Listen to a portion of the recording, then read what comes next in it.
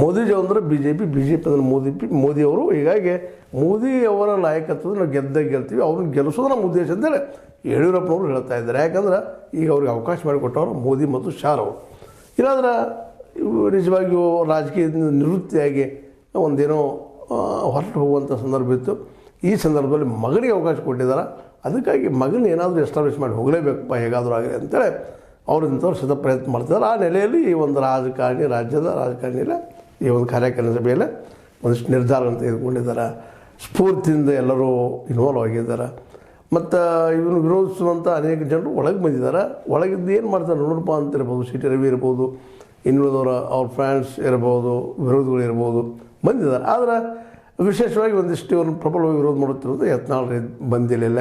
ಜೊತೆಗೆ ವಿ ಸೋಮಣ್ಣವರು ಹಾಜರಾಗಿಲ್ಲ, ಎಸ್ ಟಿ ಸೋಮಶೇಖರ್ ಹಾಜರಾಗಿಲ್ಲ, ಶಿವರಾಮ್ ಹೆಬ್ಬಾರ್ ಅವರು ಹಾಜರಾಗಿಲ್ಲ. ಇಂಥ ಕೆಲವು ಮಂದಿನ ಬಿಟ್ಟರೆ ಉಳಿದವ್ರು ಎಲ್ಲರೂ ಒಕ್ಕಟ್ಟಿನಿಂದ ಕೆಲಸ ಮಾಡಲಿಕ್ಕಿದ್ದಾರೆ. ಹೀಗಾಗಿ ಒಂದು ಬಲ ಬಂದದ. ಅದರಲ್ಲೂ ಇತ್ತೀಚೆಗೆ ನಡೆದಂಥ ಈ ಒಂದು ನಮ್ಮ ನಿತೀಶ್ ಬಾಬು ಏನಿದ್ರು ಅಥವಾ ಪಲ್ಟು ಬಾಬು ಏನಿದ್ರು ಅವರಿದ್ದಂಥ ಅವ್ರು ಮತ್ತಷ್ಟು ಬಿ ಜೆ ಪಿಗೆ ಬಲ ಕೊಡುವಂಥ ಕೆಲಸ ಮಾಡಿಬಿಟ್ರಿ. ಈಗ ಯಾವ ಬಿ ಜೆ ಪಿಯನ್ನು ನಾವು ಸತ್ರು ಹೋಗುವುದಿಲ್ಲ ಅಂತ ಹೇಳ್ಕೊಳ್ತಾ ಇದ್ರು, ಎಂದೂ ಮುಟ್ಟುವುದಿಲ್ಲ ಅಂತ ಹೇಳ್ಕೊಳ್ತಾ ಇದ್ರು, ಆ ಬಿ ಜೆ ಪಿಯಿಂದ ಮತ್ತೆ ಇವತ್ತು ಹೋಗಿದ್ದಾರೆ. ಇವತ್ತು ಚೀಫ್ ಮಿನಿಸ್ಟರ್ ಆಗೋ ಎಲ್ಲ ತಯಾರಿ ನಡೆಸಿದ್ದಾರೆ. ಅವ್ರದ್ದೇನಿದ್ರು ರಾಜಕೀಯ ಚೀಫ್ ಮಿನಿಸ್ಟರ್ಶಿಪ್ ಬಿಡಬಾರ್ದಪ್ಪ ಬಿಹಾರದ ಅನ್ನೋದು ಅಷ್ಟೇ ಹೇಳ್ಬೇಕಾರೆ ಮೋಸ್ಟ್ಲಿ ಅದಕ್ಕೆ ಹೊರಟಿದ್ದಾರೆ. ಕಾರ್ ಏನೂ ಇರಲಿ, ಕಾರವ್ರು ಸಾಕಷ್ಟು ಹೇಳ್ತಾರೆ. ಎಲ್ಲರೂ ಜಗತ್ತಿನ ಎಲ್ಲರೂ ಅನ್ಯಾಯಕ್ಕೆ ಒಳಗಾದವ್ರನ್ನ, ನನಗೂ ಅನ್ಯಾಯ ಆಗಿದೆ, ನಿನಗೂ ಅನ್ಯಾಯ ಆಗಿದೆ ಹೇಳೋರನ್ನ ಎಲ್ಲರೂ. ಮತ್ತು ನ್ಯಾಯ ಯಾರಿಗೆ ಸಿಕ್ಕದ ಅನ್ನೋದನ್ನು ಇನ್ನು ಯಾರು ಕೇಳಬೇಕ್ರಿ ಅವ್ರನ್ನ. ಈಗ ನಿತೀಶ್ ಕುಮಾರ್ ಅಂತ ಹೋಗಿದ್ದಾರೆ, ಅದೊಂದು ಇವ್ರಿಗೆ ಬಲ ಬಂದುಬಿಟ್ಟದೆ ಇವತ್ತು. ಅದಕ್ಕೆ ಇಲ್ಲಿವರೆಗೆ 25 ಗೆಲ್ತು ಅನ್ನೋರಿಗೆ 28 ಅಕ್ಕಿ ಅಂತೇಳಿ ಆತ್ಮವಿಶ್ವಾಸ ಹೇಳ್ತಾ ಇದ್ದಾರೆ ಕಾರ್ಯಕಾರಿಣಿ ಸಭೆಯಲ್ಲಿ. ಇದು ಸಾಧ್ಯನಾ ಅನ್ನುವಂಥ ಒಂದು ಸಣ್ಣ ಪ್ರಶ್ನೆ ಇವತ್ತು ಅವರು ಎಲ್ಲ ಈ ರಾಷ್ಟ್ರೀಯ ಮಟ್ಟದಲ್ಲಿ ಆಗುತ್ತಿರೋದು ಡೆವಲಪ್ಮೆಂಟ್ ನೋಡಿದಾಗ ಮತ್ತೆ ನೋಡಿದಾಗ ಯಾರಿಗಾದರೂ ಸಾಧ್ಯ ಅನಿಸ್ತದೆ, ಹೌದಪ್ಪ ಆಗೂ ಸಾಧ್ಯ ಅದು ಇಲ್ಲ ಅಂತಲ್ಲ ಅಂತೇಳಿ. ಆದರೆ ಕರ್ನಾಟಕದ ಮಟ್ಟದಲ್ಲಿ 25 ಬಂದು ಗೆಲ್ಲಕ್ಕೆ ಸಾಧ್ಯ ಅದನ ಅಂದಾಗ ಸ್ವಲ್ಪ ನಾಲಿಗೆ ತಳಬಡಿಸ್ತದೆ.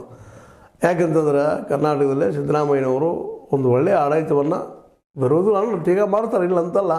ಗ್ಯಾರಂಟಿ ಯಶಸ್ವಿ ಆಗಿಲ್ಲ, ಮತ್ತೇನೂ ಆಗಿಲ್ಲ, ಗ್ಯಾರಂಟಿ ಬೋಗಸ್ ಅದಾವು, ಭ್ರಮೆ ಹುಟ್ಟಿಸ್ತಾವು, ಹಾಗೆ ಬಿ ಜೆ ಪಿ ಕೇಳ್ತಾರೆ. ಬಟ್ ಅನುಕೂಲ ಆದಂಥವರು ನಿಧಾನಕ್ಕೆ ಸಿದ್ದರಾಮಯ್ಯ ಬೆಲ್ಲದಾರ ಅನ್ನಿಸ್ತದೆ.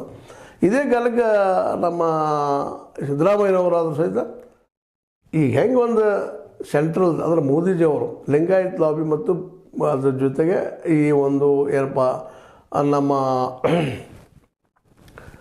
ವಿಶೇಷವಾಗಿ ನಮ್ಮ ದಕ್ಷಿಣ ಕರ್ನಾಟಕದ ಈ ಒಂದು ಒಕ್ಕಲಿಗ ಸಮುದಾಯವನ್ನು ತಮ್ಮ ತೆಕ್ಕಿಗೆ ತೆಗೆದುಕೊಳ್ಳೋ ಸಲುವಾಗಿ ಒಕ್ಕಲಿಗ ಸಮುದಾಯದಿಂದ ಆರ್ ಅಶೋಕ ಇವ್ರನ್ನ ಜೋಡಿ ಮಾಡಿಬಿಟ್ಟಿದ್ದಾರೆ.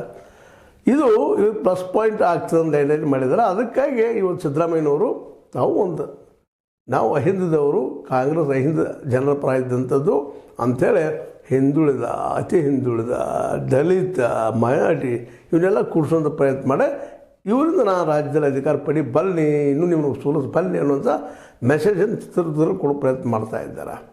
ಮತ್ತು ಜನರಲ್ಲಿ ವಿಶ್ವಾಸ ಮೂಡಿಸೋ ಪ್ರಯತ್ನ ಮಾಡ್ತಾ ಇದ್ದಾರೆ. ಜೊತೆಗೆ ಗ್ಯಾರಂಟಿಗಳು